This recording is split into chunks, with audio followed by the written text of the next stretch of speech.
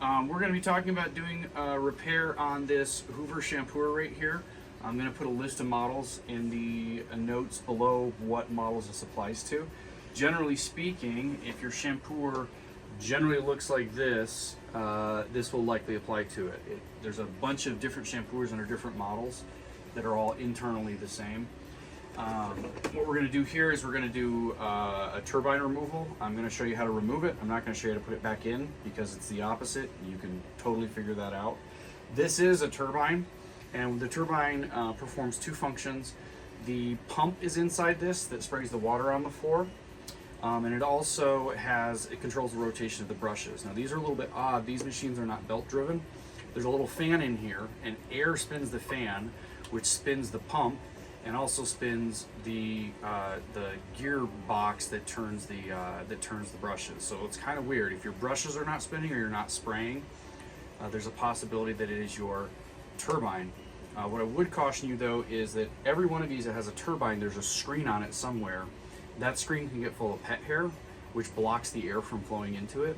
If that takes place, then it doesn't work anymore because air is not flowing into it. Tank right here.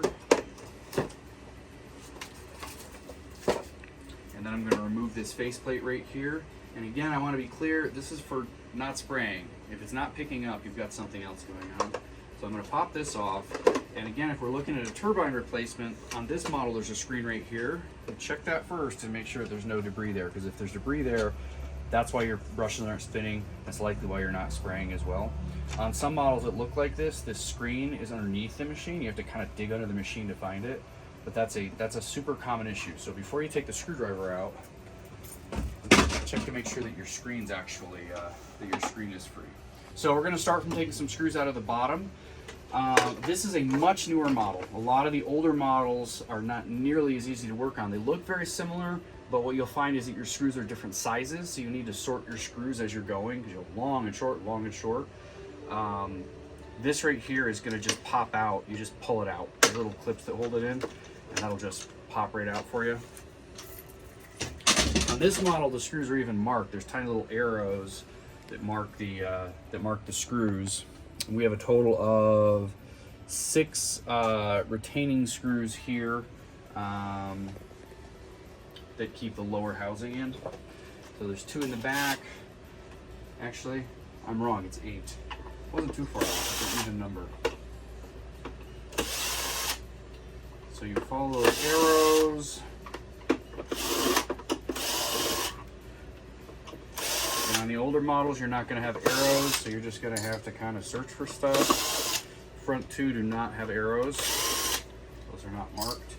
So the top cover is now unscrewed from the bottom, and there's 2 screws up here on top that we also need to remove.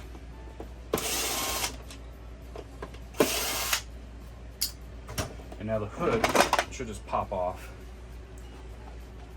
And the turbine is right here.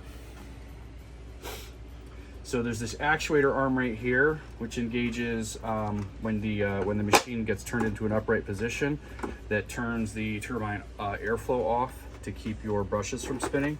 You simply remove that. It's clipped in. And don't lose the spring that you just saw flying. There's 2 screws up here, and then there's 1 screw back here. If I remember correctly, I think that's all there is on this.